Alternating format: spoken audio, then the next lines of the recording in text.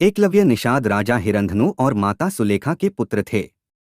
परंतु हरिवंश पुराण में एकलव्य के जन्म पर तथ्य और सामने आता है कि एकलव्य श्री कृष्ण के चाचा के पुत्र थे, जिसके जन्म के दौरान ब्राह्मणों के अनुसार एकलव्य के कुंडली में दोष होने के कारण श्री कृष्ण के कहने पर एकलव्य को श्रृंगवेरपुर के निषाद राजा हिरंधनु को सौंप दिया गया था।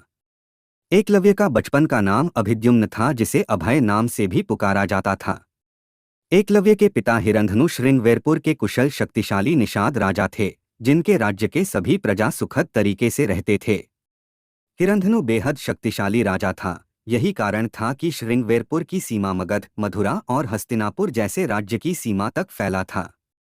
एकलव्य अपने पिता की तरह ही बचपन से जंगली जानवर व अपने राज्य के लोगों के प्रति दया भाव रखते थे, और यही कारण था कि वह सर्वश्रेष्ठ धनुर्धर योद्धा बनना चाहते थे, ताकि उनकी सीमा में कोई शत्रु आक्रमण करने की कभी न सोचे और वे अंत में सर्वश्रेष्ठ योद्धा बने भी। एकलव्य ने अपनी प्रारंभिक शिक्षा निषाद राज्य के गुरुकुल से ही प्राप्त की थी, जिसके बाद धनुर्विद्या के सर्वश्रेष्ठ योद्धा बनने की चाह में वे गुरुद्रोण के शिष्य बनने के लिए हस्तिनापुर जाने का विचार करते हैं। एकलव्य निश्चय कर लेता है कि वह सिर्फ गुरुद्रोण से ही धनुर्विद्या के सारे ज्ञान सीखेगा और हस्तिनापुर के लिए निकल जाता है। जब एकलव्य हस्तिनापुर गुरुद्रोण के आश्रम में पहुंचता है और गुरुद्रोण को शिक्षा देने की आग्रह करता है, परंतु गुरुद्रोण एकलव्य को शिक्षा प्रदान करने के लिए साफ इनकार कर देता है। आचार्य द्रोण को पितामह भीष्म ने हस्तिनापुर के राजकुमारों को सर्व शिक्षा प्रदान करने के लिए नियुक्त किया था, जिसके कारण वे किसी अन्य को शिक्षा आश्रम में प्रदान नहीं करते थे। द्रोणाचार्य के इनकार के बाद एकलव्य भील समाज की सीमा में चले जाते हैं, क्योंकि एकलव्य ने द्रोणाचार्य को अपना गुरु मान लिया था।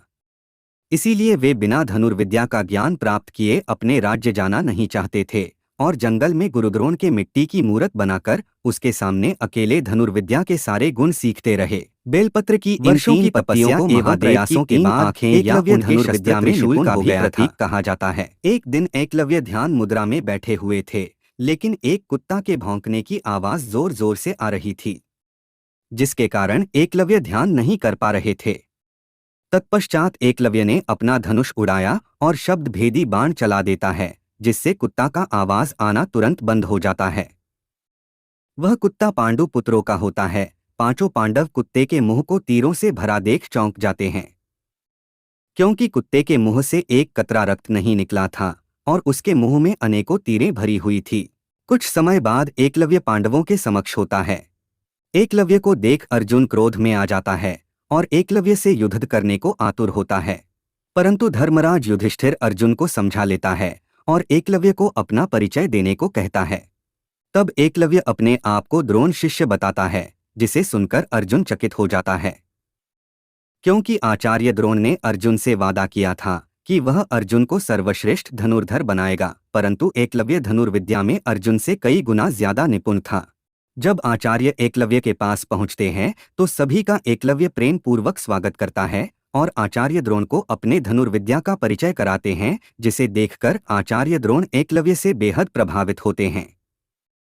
परंतु अर्जुन से किया वादा और अपने स्वार्थ के कारण न चाहते हुए भी आचार्य द्रोणाचार्य एकलव्य से गुरुदक्षिणा में उसके दाहिने हाथ का अंगूठा की मांग कर देते हैं, जिसे सुनकर एकलव्य खड़े हो जाता है और प्रसन्नता से आचार्य द्रोणाचार्य को गुरु दक्षिणा में अंगूठा काट के दे देता है।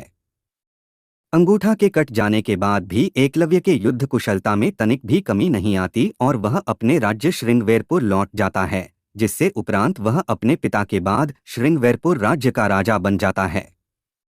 उसी समय के दौरान जरासंध और श्री कृष्ण के बीच बैर चल रहा होता है, जिसमें जरासंध युद्ध में एकलव्य को सहायता का अनुग्रह करता है।